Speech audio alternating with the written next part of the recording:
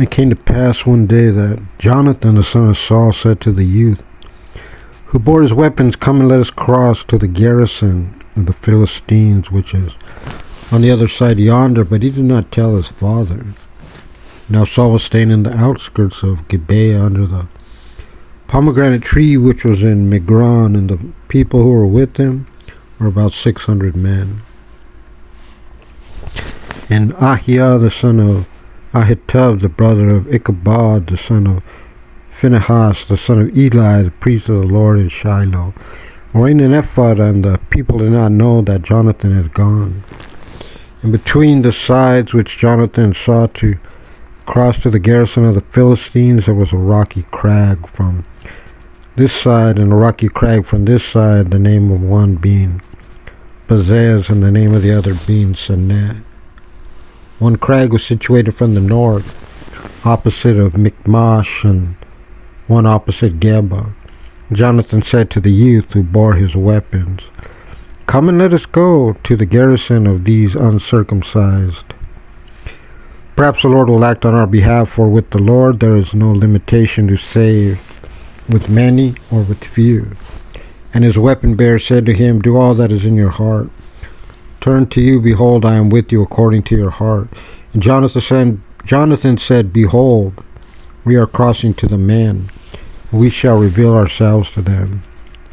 If they say thus to us, 'Wait until we reach you,' then we shall stand in our place, and we shall not go up to them.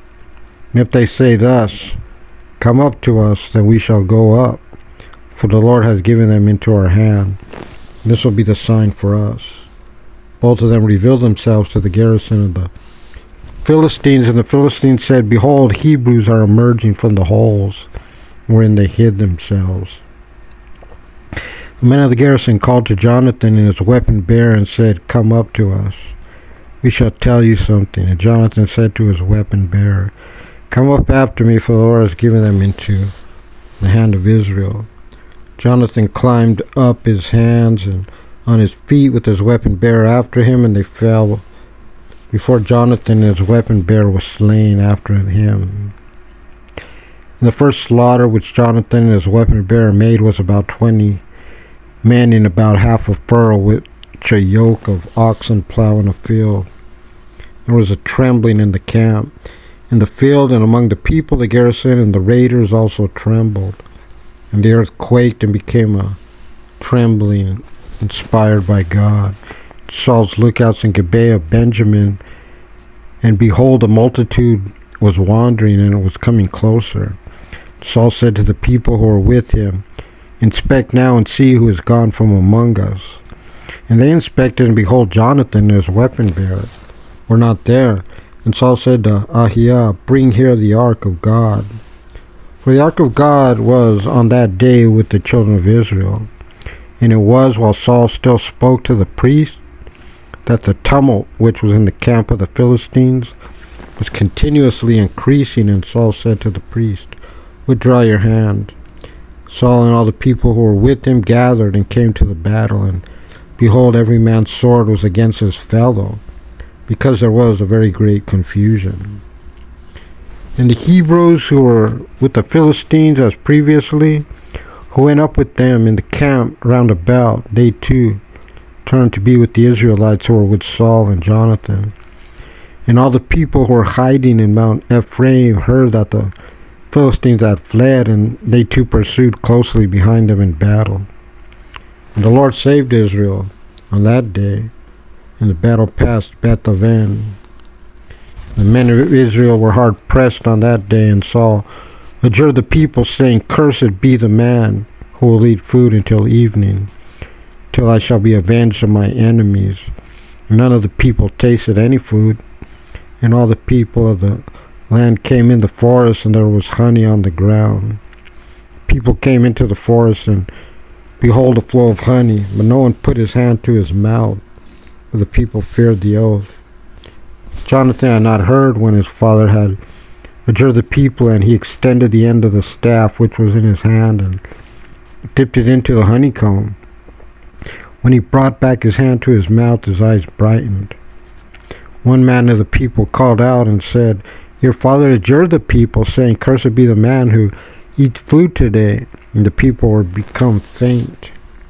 Jonathan said, My father has perturbed the land. See now that my eyes have brightened, for I have tasted a little of this honey. How much more if the people had eaten today of the spoils of their enemies, which they found, would there not now have been a greater slaughter among the Philistines? And they smote the Philistines that day from Michmash to Ajalon. The people became very faint. The people flew to the spoil and took sheep and oxen and calves, and they slaughtered on the ground. The people ate with the blood. And they told Saul, saying, Behold, the people are sinning against the Lord by eating with the blood. And he said, You have transgressed. Roll a huge stone to me this day. And Saul said, Disperse among the people. You shall say to them, Bring near to me each man his ox, and each man his lamb, and you shall slaughter here. You shall eat, and you shall not sin against the Lord by eating with the blood. And all the people brought near each man his ox that night, and they slaughtered there. And Saul built an altar to the Lord. With that one he started to build an altar to the Lord. And Saul said, Let us go down after the Philistines at night, and plunder among them until the morning light. Let us not leave a man among them. And they said, Do all that is good in your eyes. Whereupon the priest said, Let us draw near here to God. And Saul asked of God, Shall I go down after the Philistines? Will you deliver them into the hand of Israel? But he did not answer him on that day. And Saul said, Draw near here, all you chiefs of the people, and know, and see wherein was this sin today.